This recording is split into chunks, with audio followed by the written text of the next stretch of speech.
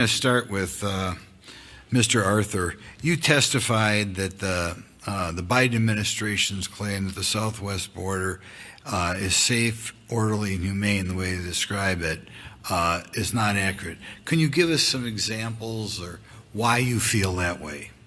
Why you would not describe it as safe, orderly, and humane? Mr. Chairman, with respect to safety, we've seen the number of migrant deaths spike. A couple of years ago, actually I think in 2022, we had 835 bodies found along the southwest border. Anybody who goes... Say it again, because I want a lot of people to know that, including the press. How many people die just trying to come here? So we know that we found 835 bodies on our side of the border. On our side of the border. We'll never know how many people have died on the Mexican side of the border. There are UN estimates about things like that. But anybody who has ever gone into the wilds of the Sonoran Desert or into South Texas knows that it's not uncommon for individuals to find corpses years after the fact in the brush. People simply get lost, they fall into distress, they die. With respect to orderly, we've seen a diminishment for a couple of months after the Biden administration implemented some of its new ideas, but that is spiked up. Preliminary reports indicate that 130,000 people entered the United States illegally. Anybody who goes to the southwest border and looks at the crossers know there's nothing orderly about it. There's nothing legal about it. It's sort of odd that this passes without notice. Many people will say, people who come through the ports are doing it the right way. It's not. We changed the law. You'd rather change the law back in 1996 to change the law so that individuals who come illegally through the ports and individuals who cross the border illegally are treated exactly the same in the law. There's nothing legal about this. And respectfully, sir, as a former congressional staffer and as a lawyer, it's offensive to me to hear people talk about the law and misstate the law in that manner. Okay. Next question. Did you say before a third of the women who make the trek here wind up being molested?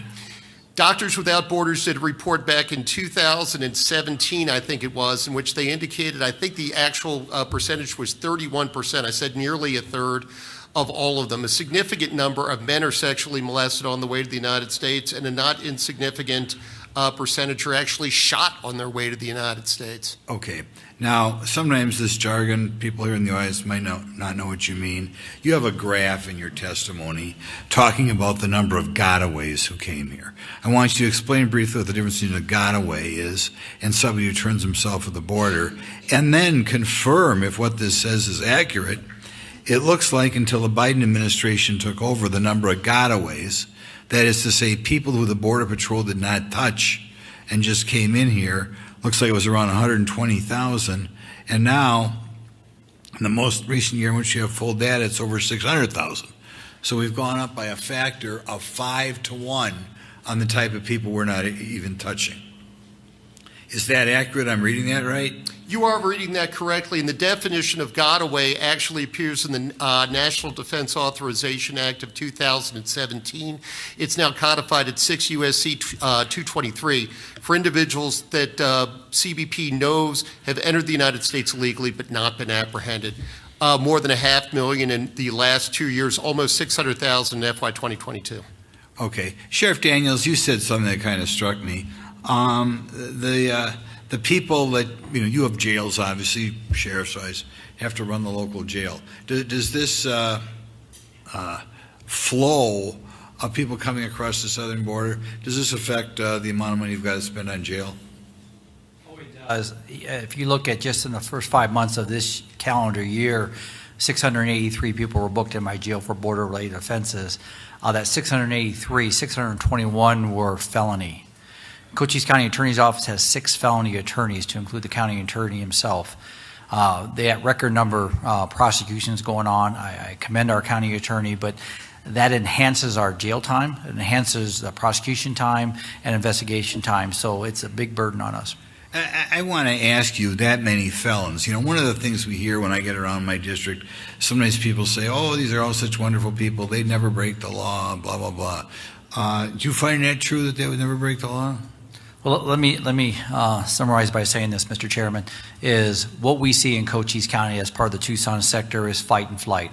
For the most part, we lead the nation in the Tucson sector for gotaways. These are people that are aggravated deportees, whether based on criminal records of some sort or countries of interest that are being smuggled by the criminal cartels through our county, which places my law enforcement and my citizens at risk. That's why we prioritized our efforts to secure the border along with our Border Patrol partners and keep our community safe. Okay, just one other question before I let you go. One of the things I always wonder about is, given the severity of the crimes you're describing now, have things changed over the last 5 years? Can you tell me how you view the world today compared to if we had this hearing 5 years ago? Well, 4 years ago, I was bragging during presentations around the country, to include my own state and my own community, that we had collectively made Cochise County one of the safest places on the southwest border. The cartels did not want to play in our backyard because we were ready for them collectively. I can't say that honestly to my citizens today or those when I present. We've seen what I call the new normal of border, and that is the fact that crime is rampant as a result of border crime, all the way up to murder, and we've lost citizens in this county, and we've lost people in this county that die at the hand of the cartels who don't care. I do care.